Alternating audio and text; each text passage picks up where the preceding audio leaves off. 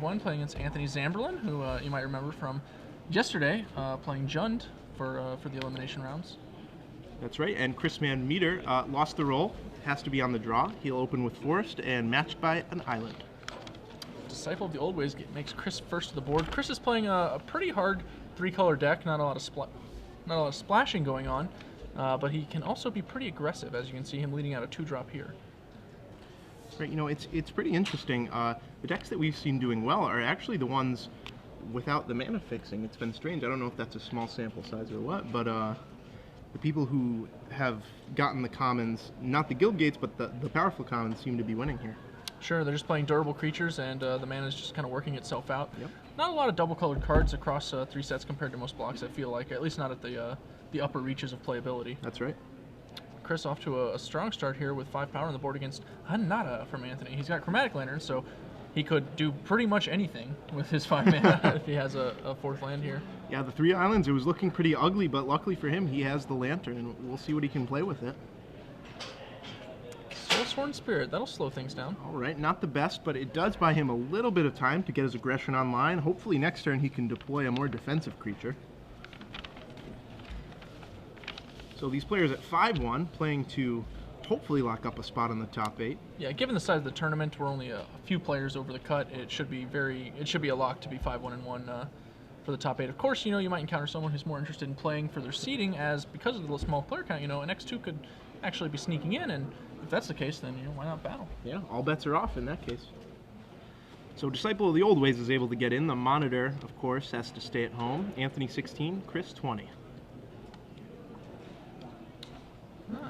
Anthony moving to start evening things up as Soulsworn Spirit attacks. If you look at Chris's hand, it looks like I see a Moored Burst, a Dreadbore, and a Devour Flesh, I believe? Yep. Which is a lot of removal, as they say in the biz. That's what the Jund deck is best at. Anthony playing Basilisk Creature. Chris probably considering maybe Devour Fleshing in response, but decides not to. Is that a Rakdos Drake? That is, I believe, a Hired Torturer. It's a 2/3 defender. 3 and a black tap. Target player reveals a card at random from their hand, and that player loses 2 life. Not a bad card, especially when the board stalls out. That lets you use that card during every draw phase of your opponent, giving you perfect information. Yep. I've actually come around on the guy. He's got a reasonable body for his size against a lot of these Boros and Rakdos decks. A 2/3 for 3 is totally respectable. And his ability can actually, you know, play pretty nicely with the Extort endgame, where you're just trying to drain your opponent. When you don't have a spell for your turn, you just pay 4 mana, make him lose 2 life, and the next spell is even more dangerous. Yep, so Devour Flesh, Chris VanMeter pointing right at the Hired Torturer, maybe assuming Anthony's going to sack that, but we'll see. Yeah, this definitely offers Anthony the maximum number of options, which kind of would indicate that Chris wants him to pick the Hired Torturer, as, you know, why would he wait until it was in play otherwise? Right. But perhaps he's got another plan in mind. Wow, Basilisk Creature, that's really surprising, especially since Anthony already has 6 lands, or 6 mana. Of all the creatures in play, the Basilisk Creature certainly seemed like one of the better ones. Hired Torturers, you know, I like the guy fine. I used to dislike him a great deal, but he's no Basilisk Creature. Right. Basilisk Creature can very easily get in for 2 points a turn at the cost of only 1 additional mana, thanks to his 1/2 body in the air, and Extort tagged onto a spell. So Chris VanMeter coming in for 5, trying to drop Anthony to 12, and he'll be successful. Yeah, Dreadbore clears out that Hired Torture. That's a primo removal spell we burned there. That's not one of the little ones like Devour Flesh. So I guess Chris really wanted to get rid of that Torturer, huh? Yeah, I think that putting pressure on the opponent is reasonable in this format. It's difficult to do compared to formats previously. Obviously, the format has slowed down a great deal. There are a lot of 2/4s, but you know, when your opponent's actually lacking on defense, you might as well just get in there. Soulsworn Spirit, Fearless attacks. Anthony not planning to chump this turn, clearly. Yep, the Spirit cannot be stopped.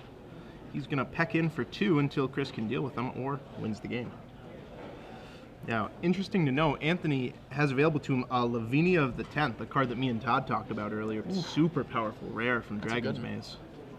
Yeah. And if Anthony ever draws that in a tight race situation, it should lock it up. Does he have any tricks like Aetherize, maybe? Or you know, something that could really blow out combat for Chris here? Because otherwise I would cite him as being in a fair bit of trouble right now. Well, he has 1 Azorius Charm, he has 1 Dramatic Rescue, but no super blowouts like, you know, no overload cards, no Aetherize, it seems like. Chris is going to come in for 5. He's willing to see what's up. looks like it is going to be the Azorius Charm on Thrashing Moss Dog. That'll put the new 3/3 Reacher right back to the top of the deck. Yep. Chris is, yeah, whatever. It's cool. Obviously, Chris is a little strapped on mana, but he doesn't mind drawing a spell he can cast next turn. Looks like he has Gutter Skull, Dead Reveler, Morgue Burst, and I think a Grizzly Spectacle in his hand, if I got all 4 of those cards. So he's just going to keep attacking. Yeah, and you know, he's really tight on mana right now. He can't cast that Grizzly Spectacle. He can't cast 2 spells in 1 turn. His best chance is to beat Anthony down right now. Anthony, I believe, has Profit Loss in his hand, which could create a favorable combat moving forward. Not this turn, probably. He sticks the 2/3, which is going to be enough to keep Disciple the Old Ways out of combat. Anthony probably just going to take 3 damage from Dead Reveler and nod as the Moss Dog hits. But then next turn, he can leave both creatures back, leave open Profit Loss with Fuse, and Chris will certainly smell something, but it's unclear as to whether he'll be able to do anything. Exactly. Profit Loss is just so powerful in combat, and if Chris skips attacking or only attacks with 1 creature to try and play around it, well, then Anthony doesn't have to play it at all and can just Time Walk Chris again the very next turn. Yep. In addition to Profit Loss, Anthony also has Far and Away at his disposal, another really a big blowout split card. He's casting Dramatic Rescue this turn. That'll go ahead and bounce that Thrashing Moss Dog once more, slowing Chris down, buying Anthony room, and the Soulsworn Spirit, continuing to just tick away. That's right. It seemed like a really unimpressive turn 4 play by Anthony, but it prevented 3 damage, and it's dealt so far. How much was that? It's about to deal 11 damage, 10 damage. That's pretty good for a 4-drop. Yeah, I'll take it. Sends in the 2, and nothing else. So, not willing to get super aggressive with his Dead Reveler, content to keep the Disciple of the Old Ways at bay, which seems probably correct here. He could knock Chris to 9, but then he'd himself be risking going to 4, and there are actually cards he could die to at that point. Exactly, and there's always that Key Rune waiting in the wings as well. I think that's a Cluestone, actually. Oh, Cluestone, my Yep. bad. Clue Rune, Keystone. He doesn't know it, but Chris has a Morgue Burst in his hand. That could definitely go to the Nugget. So there it is. There's the 3/3 again. He joins us once more, Thrashing Moss Dog. I believe the 3rd Moss Dog in Magic Gathering. I think that's correct.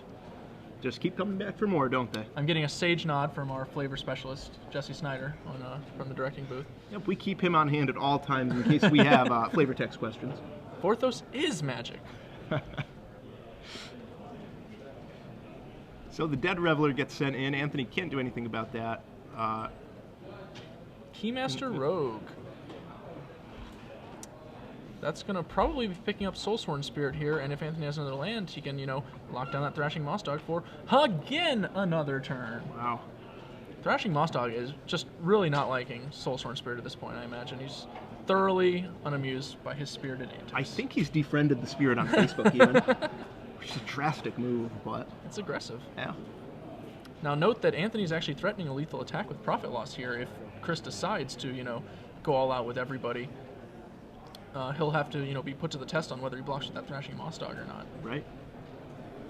But first of all, Chris gets to attack Anthony Zamberlan. The Dead Reveler at least will be coming in. Maybe even the Moss Dog. Well, Moss Dog's attained. Oh, okay. Yep, so he's got options. I think it's just the Dead Reveler, probably this turn. Yep, Chris arrives at the same conclusion. That'll lock Anthony out of being able to create, a potentially lethal combat step, but it'll certainly give him the ability to put Chris in a bad spot, which is exactly what Anthony wants. He wants to be able to have 6 mana open right at the moment that the board starts to turn. Right now, Chris falling a little bit behind, but still very much in it, and the 6 mana available, that's when you turn around. And you can really easily, get worked into these spots by going for them too early. As you said, if he holds open 6 mana, Chris cannot attack on a turn, maybe try and wait him out, and then Anthony doesn't take damage, but he also didn't commit anything else to the board. He's really just creating this, stabilizing effect, which, is not really what you want when you have, I think, Profit Loss. You actually want to, engender your opponent into getting into a race because you can win it. Yeah, maximum profit. Mm-hmm. That's the goal. Bomber Core, that's a nice one, and Gutter Skulk. So Chris threatening nice, to trigger Battalion with the Bomber Core, which can take Soulsworn Spirit out of the equation. Right. Anthony now, he has to decide how best to use this Profit Loss. Yeah, it's either this turn or during Chris's turn. Otherwise, he's dead unless he has some other spell. Anthony, as we discovered yesterday, has a habit of putting his hand to the side, so we aren't sure how many other options he might have. But we can confirm the presence of that split card in his hand. Anthony assuming that's the one he has. He likes to keep it close to the plaid.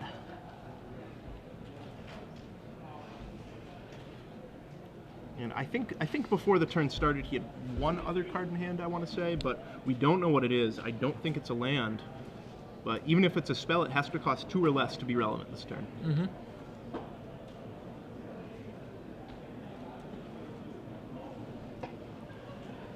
So it looks like Anthony's going to decide on just the Soulsworn Spirit. The Keymaster Rogue might have to stay home to block. Yeah, the Soulstorm Spirit has to attack because it'll be dead once Chris attacks anyway. So there's not really any incentive to not swing with it. Unless he was planning to cast the Profit Loss in response to the Battalion Trigger, in which case he could save it, but it would die in blocking any of those creatures. So that's probably not what he wants to be doing.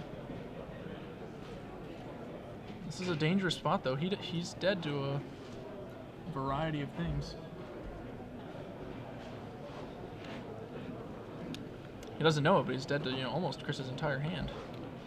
Yeah, and this is really the classic case of Mana Flood versus Mana Screw.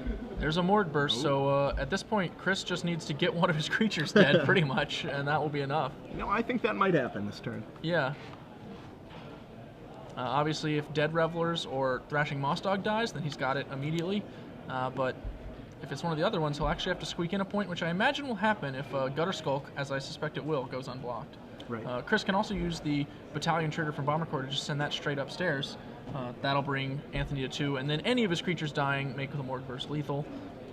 That's probably the option he's going to go for here. Just Alpha, put Anthony to 2, and make him do something. Right, and Chris, it's not that easy of a play for Chris because there are so many instants in this format, and Anthony can have any combination of a few of them in his hand to completely blow him out this combat. It's really tough to put your opponent on exactly Profit Loss. Yeah. He's really concerned about ones that gain life, I think. Those are, like, all of the bad things that can happen to him are mitigated by the fact he actually has a non-combat kill available to him. Right. So he really just wants to make sure it's not something like Dramatic Rescue that can really just reverse things completely and leave him both dead on board and unable to kill Anthony. Yeah, and it could easily be something like a Warcaller's Helix. Mm-hmm. I don't see any mountains on Anthony's side of the board, but there is that Chromatic Lantern. He did knock Anthony to 2 with the Bomber Corps, as we predicted. So now it's really on Anthony. He's got to kind of make his bed here. Hope that it's not too rough. Looks like he's going for, Right now, he's just dead without anything in addition to Profit Loss, because even if he blocks the largest creatures, he's still taking 2 damage from Disciple of the Old Ways and Gutter Skulk. Right, and it looks like he realizes that. Happens, Slips him up. He's not even going to make Chris show him the Mord Burst. Now, I do want to note that if Anthony had gotten in that one attack with Dead Reveler that we discussed, it kind of seemed like not a great proposition when it was like 11-7. Right. But if he'd gotten in that one attack, he would have had lethal on the board last turn. Yeah. He would have been able to send in Soulsworn Spirit and Keymaster Rogue, Profit for the win, 7 to Chris's 9 was where he was stuck at. So, that's one of those things where, you got to kind of pattern it down the road. Maybe it was even, incorrect to attack with that guy, but certainly the way the math worked out, it's worth going back, reconsidering your options, how you could have approached that game in Limited more so than in any other format. Right, and I think that the problem that turn was that Anthony didn't have the Keymaster Rogue yet, so he wasn't sure if he was trying to race or if he was trying to play defensive, but with Profit Loss in hand, like you said, it's really tough to be on the back foot with Profit Loss. It's just the wrong way to use the card. Yeah, the card is incredibly powerful when you can make your opponent block you. Yes. It's much weaker when you're trying to block them because they have to fear something. You're passing with creatures untapped, mana untapped. You've got cards in hand. They're not idiots. They know that something's going to happen. Chris VanMeter, no slouch, no stranger to the feature match area, no stranger to Limited either. Like Chris VanMeter has a draft open win to his name. In fact, not a lot of people know that, but he is one of the holders of the Triple Crown, as it were, in the SCG Open Series. It's pretty tough to do. It's Jerry's much harder done that, right? now that Jerry, I believe, has also done that. It's much harder now that we don't have draft opens really anymore outside of the invitationals. So not as many of those plaques going around. Should have gotten them while they were cheap. I believe Nick Spagnuolo may have been the first person to achieve that particular feat. Nick Spagnuolo not in attendance this weekend. He was at the Star City Games Classic in Pittsburgh. Buying all the Magic cards. Oh, yeah. Oh, yeah. So as we shuffle up for Game 2, it doesn't look like either player has done much sideboarding. Yeah, Chris, I know, was talking about considering, trying an Esper version of his deck out against other slow decks. But I think that after seeing his opponent's creatures and how vulnerable they were to, especially his own, just mostly a bunch of 2 and 1 toughness guys, he's probably fine with where he is. I know he said he frequently sides out the Bomber Core for Cobble Brute, as his deck is incredibly bad at triggering Battalion. Obviously, amusingly enough, Battalion locked up the win right there. Yeah, it's pretty interesting. Anthony's deck, I think he's pretty well positioned to fight against Chris already. I don't expect to see him make too many changes. Really, all Chris showed him was a bunch of ground powders and a few removal spells. The only card in Chris's sideboard that I think he probably should have been main decking, obviously I don't think the Bomber Core is very good in his deck either, because it's not, but he has a Give-Take in his sideboard, which I think it's really easy to look at that card as, a blue-green card, but it's actually not. It's basically a Moldervine Cloak that can't get back right, on the green side, which is very, very reasonable. And he has a few things like the Thrashing Ceradon, I believe that's its name, the Guildpact 4/3 or Gatecrash 4/3 that gives trample to creatures with +1/+1 counters. That guy obviously pretty good with Give, and he actually has sources of blue in his deck as well. He has access to a Transguild Promenade, and I think he has a Prism or something, a Verdant Haven, that's what it is, to give him blue. So he can actually fire it off for the draw, in addition to being able to just, play a Disciple of the Old Ways on turn 2 and then make it a 5/5 on turn 3 and put the opponent under maximum pressure. Yeah, it seemed like he had a pretty good curve that game. It seemed like he had a decent number of 2-drops. The Give-Take is something I would look at. His only 3-drop, I believe, in his deck actually is Dead Reveler, if I recall him laying out the curve. He has, a Cluestone and Dead Reveler, and that's about it. So the Give-Take also, kind of fills in a hole that he already had. Plus, if he happens to have a creature that's actually, getting through, perhaps, I don't think he has any flyers. I can't remember for sure, but it's an ideal target. Or something. Yeah. When Chris VanMeter wants something, though, it's just a matter of give and take. Oh, I know. I had to fit that one in somewhere. I'd be really ashamed of myself if I didn't. So do you think Chris will choose to draw or play? Yeah, I think he'll choose to play. His deck's much more aggressive than most of the sealed decks that we've seen. As I discussed with Todd, I enjoy drawing in the format. I think that it's generally where you want to be. But when you're actually trying to beat them down with Disciple of the Old Ways, you're probably a little more interested in the play. Right. I keep looking over Anthony's deck list, and it's pretty interesting the white cards he's chosen to include and not include. It's almost like he's splashing for Assault Griffin here and splashing for the Syndic of Tides. White is is the color he has the least of. And with very few mana fixers, he's really relying on that Chromatic Lantern. Seems like Anthony is mulliganing, yep. I'm not sure if Anthony chose to play or draw for the second game. We went over what we think Chris would do if it came to a third one. I kind of think Anthony, regardless of his usual intent, might want to deprive Chris of the play in Game 2. Yeah, with how that game went, Chris was really clearly intent on beating him down. He cast the Devour Flesh trying to get rid of that 2/3 defender, and then he cast Dreadbore when Anthony didn't sack the 2/3 defender, so pretty clearly Chris is the beatdown here in this matchup. Yeah, that was one of the better hired torturers I've ever seen, and it didn't really do anything.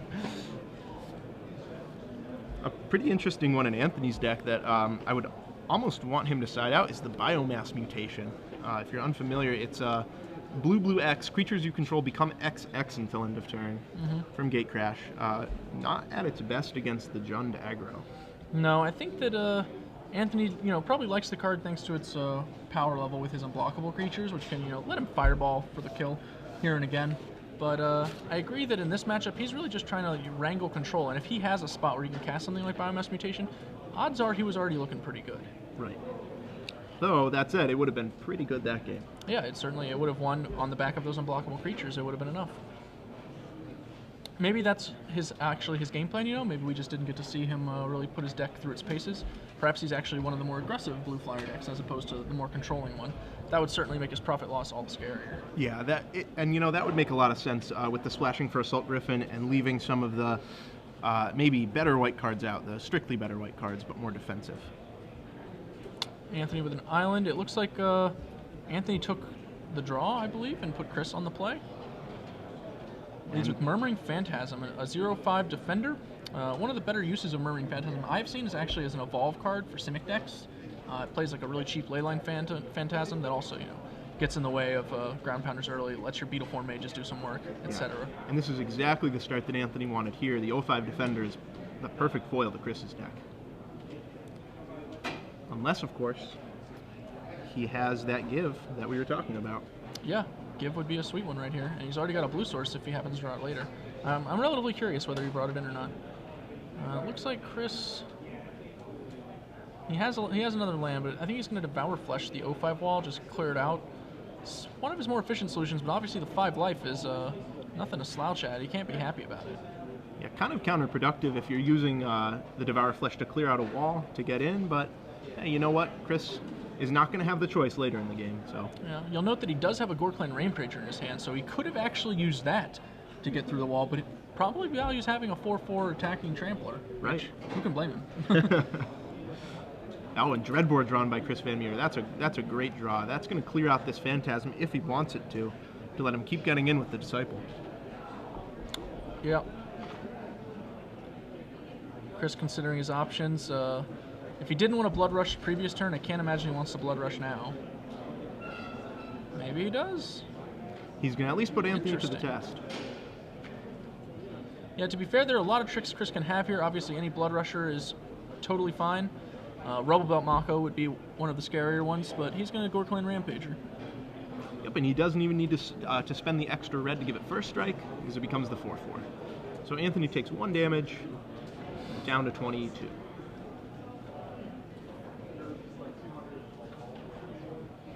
The Leyline Phantom was going to trump the 4/4 if Chris relied on it to actually start getting in the beats, but he had the Dreadbore to kill it, so it's possible that he's just planning to hold out.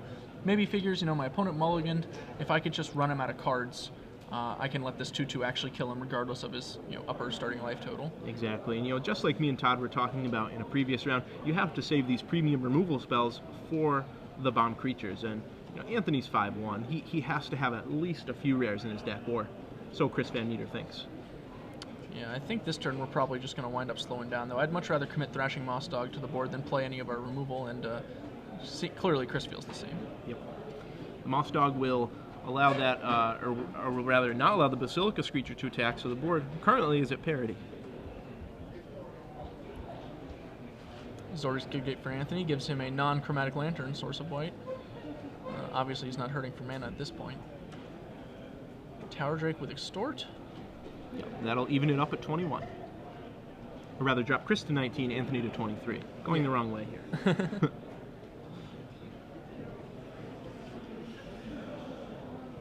Chris, he'll be able to attack with Thrashing Moss Dog next turn if he wants. Anthony, can block profitably to just trade 1 for 1, but he's trading 1 for 1 with a Scavenge creature, which is not ideal. And also, Chris, continuing to represent a variety of spells and tricks. I feel like he can certainly attack with the Moss Dog. The downside being, if you don't attack with the Disciple, that kind of says, I don't actually have anything. I'm just kind of running you through the motions here. Exactly. And he has a Zertos Swine in his hand as far as like an actual trick goes, but he already burned his Rampager. I don't think he wants to burn the 5/4 to save a Disciple of the old ways. So probably just the Moss Dog. And that's a pretty interesting comment about the Disciple of the old ways. Apparently Anthony doesn't feel like calling Chris here. He's just going to take the 3. Yeah, I think I would have probably put Tower Drake and Dead Reveler on that Moss Dog. I'm not sure. Wow, the Dreadbore on the Tower Drake really surprises me. It's really aggressive. We're about to have a Zertos Swine on the next turn, so I guess he just wants to avoid taking some damage while he's got his Thrashing Moss Dog tapped. After all, we know that the Basilica Guard, or Basilica Screecher, sorry, can actually, extort in addition to attack, so it's entirely possible Chris could get as low as, 16, 15 on the next turn if he left that Tower Drake in play, and he's got cards in hand. He wants to just, spend his mana, get the cards out of his hand, continue to push the tempo of the game. Yeah, really aggressive by Chris VanMeter. Keymaster Rogue gives Basilica Screecher Vigilance for the mere cost of 2 mana. So Anthony adds the 3/2 unblockable, going to try and pressure Chris that way. Right now, though, the Dead Reveler and the Basilica Screecher playing D. Yep. Don't expect that Keymaster Rogue to jump in front of anything anytime soon. No, I could trade with the Moss Dog, but that's about it, and I think that would be a pretty awkward decision on Anthony's part. With the Keymaster Rogue in play, he actually is slightly ahead of the race on the board, as long as he keeps casting spells. Yeah, right now Chris VanMeter has the possibility of 4 a turn with the Moss Dog and the Zerta. But that Rubbleback Rhino, the 3/4 Shroud, that might prove troublesome to Anthony. Yeah, Chris playing the Rubbleback Rhino instead of the Zerta Swine obviously wants to keep the +5/+4 available for combat. Right. It's one of his stronger Blood Rush cards, but I imagine he's actually just going to wind up playing it. It's a 5/4. It attacks. That's what it's for. Yep. Although it is nice to Blood Rush Rubbleback Rhino. It is. You know, I saw Reed Duke Zerta Swining Rubbleback Rhino all day long in conjunction with Miming Slime in his Team Sealed win just last weekend. Is that a Hunter of Night Veil for Anthony? It is a Hunter of Night Veil. Walking Cumberstone. That's got a big habit of turning races around. Holding on to that Zerta Swine is probably going to pay off here, as it seems like he's going to have to use it in order to get that guy off the board. Yeah. So the 3/4 Hunter of Night Veil doesn't look like that much just on its stats alone, but his ability is really powerful. And I played Cumberstone on its own. It cost 1 less and didn't have power or toughness. Yeah, so. It did not attack for 3. Yeah, exactly. Or have a toughness resilient to most of the removal spells in the format. Yeah, 4 is really that magic number here, isn't it? Yeah, Haunter of Night Veil is a sweet card. I've gotten a lot of experience playing with it, and it's really incredible. Yeah, it plus Smog Elemental give Black some really good tools to shrink their opponent's creatures. Yeah, and with the addition of a lot of white 1/1 flyers to the format, Smog Elemental became a little more than a sideboard card, I think.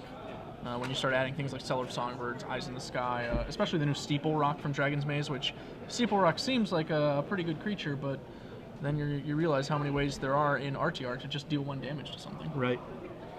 And then it gets Electric Reed. Chris tanks for a little while and comes up with an attack that sends 2 2-power creatures into combat, Thrashing Moss Dog at 2/3 and Rubbleback Rhino at 2/4. Anthony, no doubt, smelling a trick. Yeah, this would be a pretty crazy attack by Chris if he didn't have anything, because Anthony can just stick 1 creature in front of each one if he really wanted to. Yep. That's the most conservative block. That way you ensure not getting blown out. But if I'm Anthony, I'm pretty tempted to make a stand. Yeah, double block that make him do Rubbleback. something. Yeah. Chris also choked on mana, so if you don't make him play a spell, he gets to spend all 5 of his mana this turn casting a big fatty. Right. I think Chris is kind of hoping that's what happened, that he gets in 4 damage and can play a 5/4 maybe. But Anthony's going to keep the Hunter Night Veil safely out of combat. I like that. And put the 2/3 on the Thrashing Moss Dog. So Chris is probably just going to do nothing here and play his 5/4. He got in 2 damage. Not quite what he wanted, but probably he's going to have to settle. Yeah, it's not so bad. He'll take the 2 drops, or dropping Anthony to 15, and post-combat he gets to play that big 5/4. Unfortunately for him, though, that's at the expense of, I think, his last combat trick. Though Chris, like Anthony, making it hard for us to see his hand. I believe he has in his hand a Golgari Guildgate, a Smeltward Gatekeepers. I can't tell if that's a Cobblebrood or I don't know. I almost want to say it's an Offer the Guilds, but he doesn't have one of those in his deck. Would be a savvy sideboard choice. I would be surprised. I would be surprised as well. So yep, It's there's a that red Guildgate. card at any rate. Rubblebelt Maka, okay. Interesting So- that he chooses to play that instead of the Zerta. Yeah. Maybe he's thinking he's actually going to sneak in +5/+4 for the kill Wow. at some point in this match. That's really ambitious with Anthony at 15. Yeah, I agree. So Anthony untaps his lands, untaps his creatures, and decides on Basilica Screecher and Keymaster Rogue. Dropping Chris to 9. I'm real curious about that choice of Rubblebelt Maka over Zerta Swine. I'm certainly going to ask Chris about it later. Yeah, I can't say I agree with it, but then again, Chris is the one playing. Yeah, I mean, if you I'm really the wanted one to convince talking. your opponent you didn't have a Zerta Swine in your hand, this is a totally reasonable line to take. Yeah. Draws Ooh, Grizzly Spectacle. that Wow. is a great draw from Chris Yeah, VanMeter. that can create a very sweet combat right here. I think you just immediately send everything after you draw that card. Yeah. It's actually impossible for him to come up with a bad combat. You know, it is interesting, though, because Anthony Zamberlan does have 6 mana untapped, so he could have a potentially devastating profit loss, or, as far as Chris is concerned, any number of blowouts.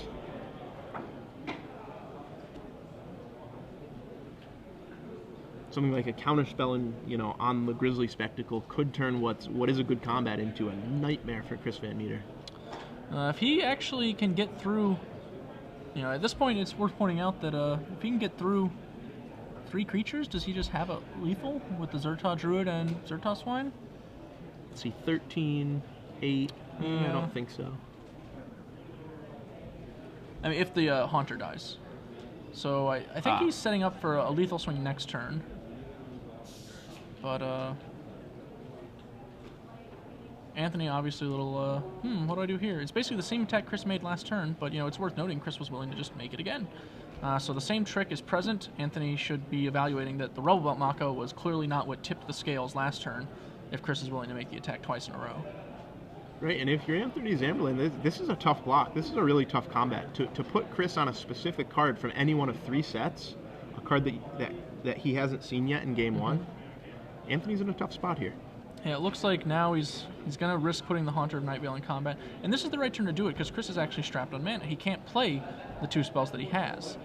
So, this is a fine spot to make a stand. Of course, I don't think he really wants to play that Zerta Swine anyway. No, at this point, when he didn't play it last turn, Yeah. that means it's a combat trick.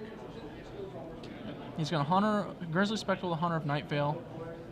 Cancel. Wow. Wow. That's a sick one.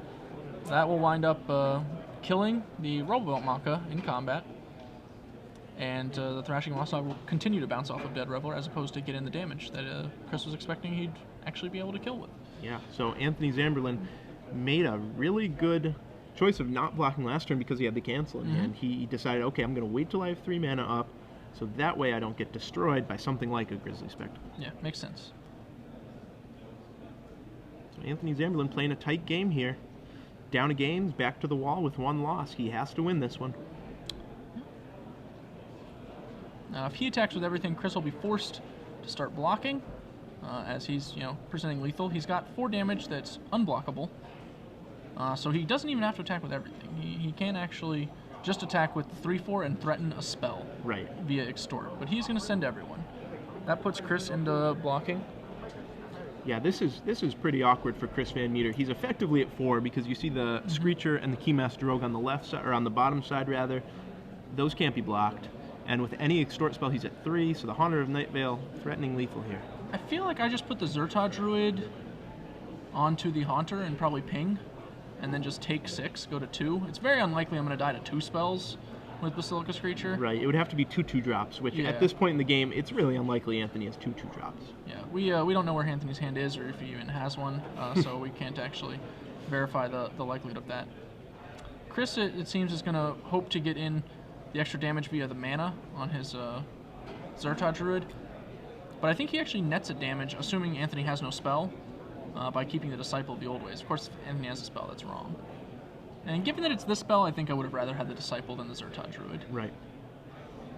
We're going to be able to reduce Anthony to 12 and then 11 if we cast something with our Zerta Druid. Oh, I think he gained 1 off the assault, so maybe up to 14 down to 13. 13. So I think I would rather have the Disciple in play. At any rate, it's a very dangerous spot. Right. It looks like there's a little life total discrepancy here. Anthony Zamberlan might have thought he was at 1 more than he was actually at. They're trying to figure it out right now. Yep, looks like the players' sheets are probably just a little off. We'll get that verified for you guys quickly. So Chris currently, has, 5 damage on the table, another 5 damage in the hand. Anthony has a blocker. Looks bad for Chris. I can't actually think of anything to lock up this game, and he's dead to any number of swingbacks on the next turn. Forest does not break it wide open for him. Not quite. So looks like we're going to be moving on pretty quick. Unless Chris VanMeter can pull something really exciting here. Nope, that's the scoop. Yeah, you wouldn't want to show that Zerta Swine in any kind of, combat at that point. No, Chris wants to keep Anthony guessing because, you know, Chris presented Anthony with so many strange attacks that game, so many attacks that seemingly didn't make that much sense. Anthony's going to have to play around a lot of different cards in Game 3. Yep, accurate. So, if you're just joining us right now, I'm Zach Hall, and Glenn Jones is with me in the booth, and we're coming to you live from the Star City Open Series here in Charlotte, North Carolina. We're in the middle of Day 2 right now, round 7 of 8 of this sealed deck tournament. Yesterday was standard. I hope you were watching, but in case you weren't, Steve Kaufman took it down in the finals with his red-green aggro deck, basically mono-red, but he had a little bit of green in there for some Blood Rush, and a Flint Hoof Boar, of course. And right now, we're trying to decide the sealed deck champion. Yeah, Chris going to the sideboard now, giving a look-see. Clearly has pulled out one card that he's considering, looking for others. Yeah, I really hope it's that give and take that we were talking about. It's a Bronzebeak Moa. Whoa. Ooh, it's going in the tank. All right, he moves past that one. Judge, I need 4 planes. There's the give take. We see it at the back of the hand there, shuffling it around with a couple other cards. Oh, I think that was the give-take. I think he just put it down. He's going to try and find a card he wants to cut for it. I think now that he can, put himself on the play, it gets a lot better.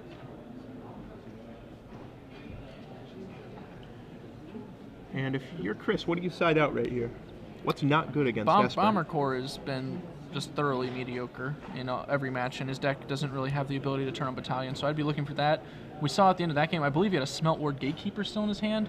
Doesn't really have enough gates to reliably turn that on. It's just a 2-4 for 4. I would probably not be interested in that, especially when my opponent continues to play Dead Reveler in a defensive capacity. Right. And I see, Hunter of Night Vale. It's like, 4 mana 1/4 is not really where I want to be. I like that decision. Chris VanMeter, pretty respectable wizard in his own right. On the other hand, his Cobble Brute that he normally sides in also actually looking pretty good if I see Hunter of Night Vale. And even the Dead Reveler, like, I'm not happy about it, but if it trades with Dead Reveler, then, my Disciple the Old Ways and those guys can start attacking again. Right. So he has a job. He can attack into Hunter of Night Vale, which is a big deal. Yeah, the Cobble Brute doesn't really look that impressive, but as people learned right when RTR came out, it's a lot better than it looks. It can get in for big chunks of damage. It can trade way up, just like the Bellows Lizard me and Todd were talking about earlier, and it's not that bad. No, I've cobbled myself a number of brutes over the days of RTR Limited. I especially enjoy teaching them to fly. Yeah. Oh, yeah. Pursuit of Flight on a Cobble Brute is a beautiful thing to witness. Deviant Glee's not even so bad. I've Deviant Gleed a few times. I've never been very proud of the Deviant Glee, but we've definitely cast it. Have you ever Gift of Orzhov a Cobble No, Brute? I can't say that I have, although I imagine I will at some point in this format. I have, and boy, it's glorious. It's really nice. I can only imagine the opponent's just dead stare into you. Really? This is what you're bringing? This is happening to me. So Chris gives Anthony the stare down, waits for his deck, and here we go. He'll probably be on the play for this game. I see a Mountain and a Devour Flesh, I think. I see a Verdant Haven. I don't know if I saw a green source. Oof. I think he has his Cluestone, so he might be willing to keep this relatively slow hand. And yeah, it looks like he keeps Anthony Zamberlan going to Paris. Unclear from their keeps whether or not Chris actually decided to put himself on the play or not. I actually like his hand a fair bit more on the draw, I think. If he can hit that forest, maybe actually get some action going.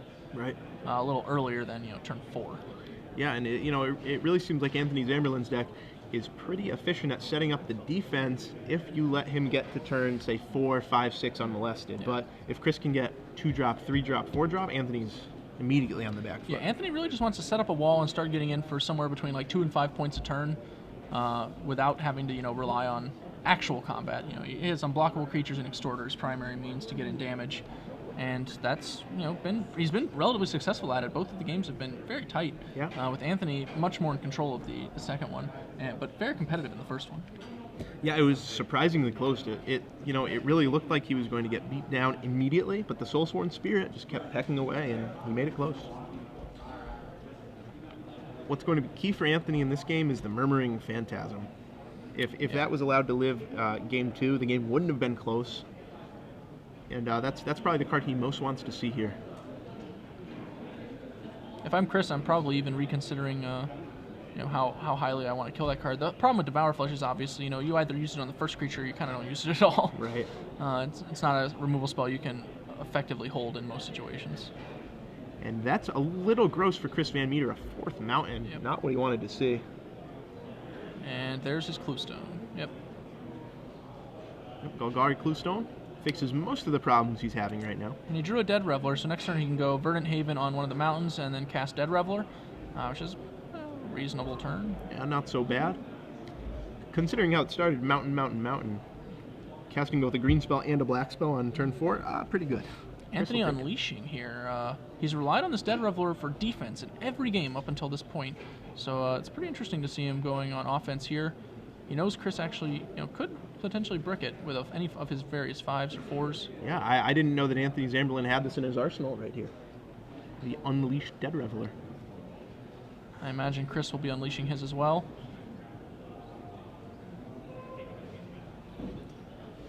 Anthony, needs to continue making land drops and spells. Chris can now, play pretty much everything in his entire deck. So Dead Reveler gets in for 3, drops Chris to 19, courtesy of the Verdant Haven. Chris already ahead in the race because of the Verdant Haven. Tower Drake is a nicey. Gives Anthony a way to keep forcing in damage, lets him take advantage of Chris's vulnerability with having such a slow start. Right, but now that Chris is online, I think he kept this in because he knew that Anthony couldn't really pressure him early. Had some of his most powerful cards, and here we see Gorklan Rampager, Devour Flesh. Yeah. Even the Gutter Skulk is going to get in versus he has no defenders. It's interesting you went ahead and played Gutter Skulk Zertot Druid here. I would be pretty interested in just playing my 4/4. Right. That guy's serious. Maybe he's assuming that Anthony could drop Haunter of Nightveil, and that's really his only way to beat it at this point is Gorklan Rampaging whatever creature it blocks. But if Anthony's not under enough pressure to actually be forced to block, he doesn't have to. He knows that Rubblebelt Maka exists at a minimum, so he's not going to put it in front of that Gutter Skulk unless he actually feels like he has to. Right. Also, it's also interesting to note that Anthony Zamberlan had the Leyline Phantasm in game 2, or in game 1 rather, so Chris VanMeter maybe didn't want to run the 4/4 right into the 5/5. Understandable to hold off one turn. Of course, now he runs into the problem where, if Anthony's just holding open cancel at this point, what does he do? Because he's actually, the board is really positioned pretty awkwardly for him. Yeah. He's going to send for 5. Put Anthony to the test. Show me what you got. Looks like he's got Azorius Charm and Dramatic Rescue. He's going to go ahead and burn the Azorius Charm now. Chris can't really do anything about that. Just has to let it happen. And he might be considering Devour Fleshing during the upkeep, or right now. Yeah, I think if I'm going to Devour Flesh, I go ahead and do it right now. And I probably just play this Rampager again. I think it's a fine choice to get it on the board. Yeah, I'm not so sure. Just because of the presence of the Leyline Phantasm, the 5/5 would just be... It wouldn't quite be game over, but it would be a big brick wall. It would be big, but I think Anthony would have played it if he had it, rather than Azorius Charming on, 17 life. Right. Feels like a pretty stern Azorius Charm. And I imagine Chris will be planning to pop his Cluestone during the end step, as he doesn't really need double green, and he already has, Verdant Haven Swamp and Zertot Druid, so... Right. Get rid of that, draw a card, avoid some of the damage the Azorius Charm has done to his deck. Dramatic Rescue bounces. Okay, end of turn Dramatic Rescue. So Anthony Zamberlan up to 17, and Chris VanMeter probably isn't even that upset about that. If he manages to draw a solid creature off the Cluestone in his draw step, he'll be able to keep the Zertot in hand, or rather the Gorklan. Goes to the Devour Flesh when Anthony attacks with both. Could have gone for this in his end step to protect from cancel, but I guess he figures if this card gets canceled, that's fine. I have Gorklan Rampager and Dead Reveler coming down, both down next turn. So he's actually, I guess, not going to pop that Cluestone. His plan is just tap out for 2 creatures next turn. Totally fine plan. Yeah. Anthony clearly considering going for 4 life. I like that. I think that's the one I would get rid of as well. Yeah, me too. I mean, when your opponent has Gutter Skulks and this 1/1 that's just been pinging you and a Dead Reveler that's going to be unleashed, I think you just want to set up some defense, continue attacking with your flyer, try and stabilize. Keymaster Rogue. That was one of the worst cards for Anthony to have in this spot. It kind of slows him down. He doesn't really get to do anything else. He's already burned both of his 2-mana tricks that we've seen, so the white-blue he's left open is actually way less intimidating than Chris might otherwise find it.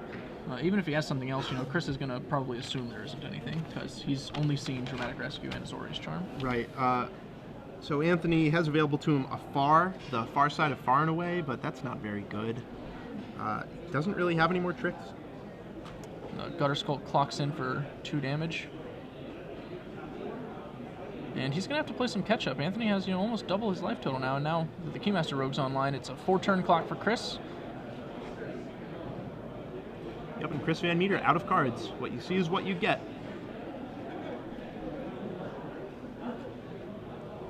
Dimir Cluestone on Anthony's side into Tower Drake. Okay. Tower Drake with 2 planes up means it can actually block a Gutter Skulk and live, which will perhaps put some downtime on Chris's side of the board. Chris does his little miracle check, doesn't see it. Hopefully for him it's a spell. If not, expect to see him crack this Cluestone right now. I would be pretty tempted to have just drawn my card and attacked immediately. To just make my opponent assume it was Rubble Belt Mocker or something similar. Try and get that Gutter Skulk in there. Right. Looks like Chris might have drawn something that doesn't actually require that level of thought. It's 4 mana. What do we got? Wow. Killing Glare. That is pretty good. Interesting that he chooses to go for that Tower Drake, though. Yeah, Chris is all business. Yeah. And you might hear in the background that was time in the round, but these players do have a little extra time, as you see there, about 4 extra minutes. Chris got in for 8 damage there. With the 9 he can get off Zertot Druid. He's put Anthony to a 2-turn clock. Maybe he's hoping to put that Keymaster Rogue on defense. Anthony clearly low on spells. He pops Dimir Cluestone. I saw at least one card that was not a land in his hand, so he's got something. He's double checking what Chris has, and he sends. Wow. Very curious as to what his hand is here. Syndic of Tithes. Table gets bumped, and Murmuring Phantasm with Extort. That'll put Chris to 5, and Anthony to 9. Anthony goes back down to 8 to Zertot Druid in the end step, and the Cluestone will get popped. So Chris is going to want an attack here that forces Anthony to block with Syndic of Tithes. That's his number 1 concern. Yep, there you see the Syndic, the Extort. Super relevant here at 5 life. Zerta Swine. That's exactly what Chris wanted to draw this turn. It makes virtually every attack the full amount of lethal. I don't know if that's exactly true, but I think it is. I think so too. Yeah, I think everything kills now. Just on Dead Reveler alone, Zerta Swine is the win. You can see Chris's leg in the bottom right corner, tapping. Oh, he's got one. He's one of those. Boys. One of those. He drew Rubble Belt Maka as well. Shows them both. Dusts his shoulders off, drops the mic, and walks away from the table. Chris VanMeter blood rushing his way to victory. Congratulations, Chris VanMeter. He should lock up a spot in top 8 with that win.